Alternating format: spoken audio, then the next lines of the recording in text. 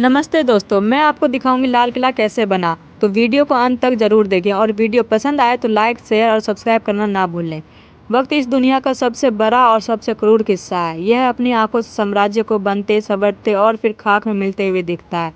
अगर दिल्ली की ज़मीन पर खड़े होकर वक्त से पूछा जाए कि उसने इस शहर का सबसे सुनहरा और सबसे खौफनाक दौर कहाँ देखा है, तो उसकी उंगली लाल बलुआ पत्थर से बनी एक विशाल इमारत की तरफ उठेगी जिसे आज की दुनिया लाल किला के नाम से जानती है।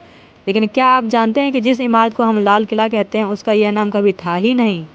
इसका असली नाम तो किला ए मुबारक था, जिसका मतलब होता है एक भाग्यशाली या पवित्र किला। और इसकी कहानी शुरू होती है एक ऐसे बादशाह के ख्वाब से जिसे पत्थरों में जान फूंकने का शौक था। मुगल बादशाह शाहजहां। बात 1630 के दशक की है। मुगल साम्राज्य की राजधानी उस वक्त आगरा हुआ करती थी। आगरा शहर अपनी तंग गलियों, बढ़ती आबादी और गर्मियों में झुलसा देने वाली गर्मी से परेशान था। शाहजहां, जो अपनी कला और वास्तुकला के प्रेम के लिए जाने जाते थे, उनका मन आगरा से भर चुका था। उन्हें एक ऐसे शहर की तलाश थी जहां वह अपने सपनों की दुनिया बसा सके। और फिर उनकी नज़र गई यमुना के किनारे बसी एक पुराने ज़मीन पर। शाहजहां ने तय किया कि मुगलों का तख्त अब आगरा से दिल्ली जाएगा। 1638 में उन्होंने दिल्ली में एक नया शहर बसाने का हुक्म दिया, जिसे नाम दिया गया शाहजहानाबाद, जिसे आज हम पुरानी दिल्ली कहते हैं। और इसी शहर के बिल्कुल बीचों बीच यमुना नदी के ठीक किनारे नींव रखी गई दुनिया के सबसे आलीशान किले की, किला ए मुबारक की। इस किले को बनाने में पूरे 10 साल तक का वक्त लगा।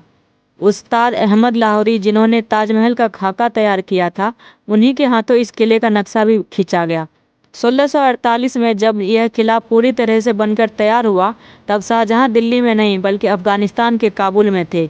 जैसे ही उन्हें यह पैगाम मिला कि उनका सपनों का किला तैयार है, वह बिना कोई वक्त गवाए दिल्ली की तरफ चल पड़े।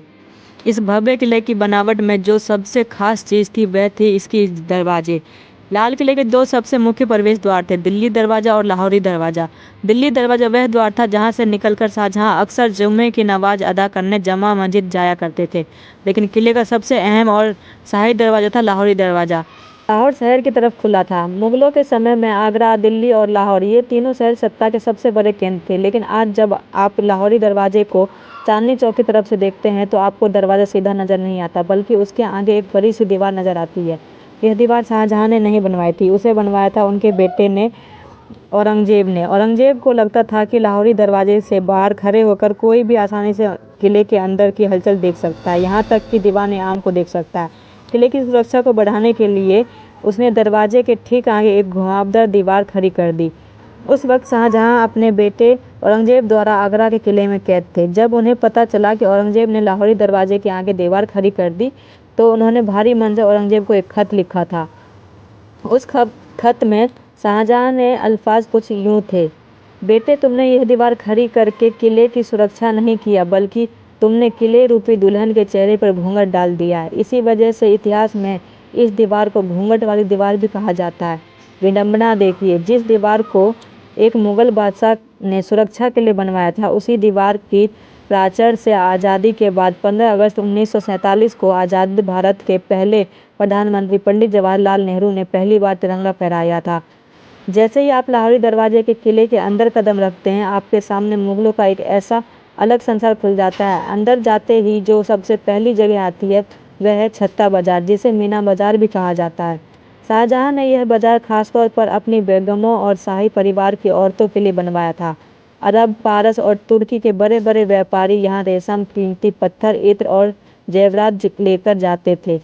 यह छत से ढका हुआ एक ऐसा अद्भुत बाजार था जो आज भी 350 सालों बाद अपनी उसी जगह पर मौजूद है, जहां आज सैलानी अपनी यादों के लिए सामान खरीदते हैं। छत्ता बाजार की रंगीनियों को पार करते ही आप एक खुली जगह पर आते हैं और आपके सामने खड़ी होती है एक और शानदार लाल इमारत, नौबत खाना। नौबत खाना यानी वह जगह जहां शाही शहनाई और नगाड़े बजते थे। दिन में 5 बार यहाँ अलग अलग धुनों में नौबत बजाई जाती थी, जो शहर के लोगों को वक्त का अंदाज़ा देती थी। जब भी कोई बड़ा शाही मेहमान या खुद बादशाह किले के अंदर आते, तो इसी नौबत खाने के नगाड़ों से गूंज पड़ती पूरी दिल्ली यह ऐलान कर देती थी कि शाहजहां तशरीफ़ ला रहे हैं।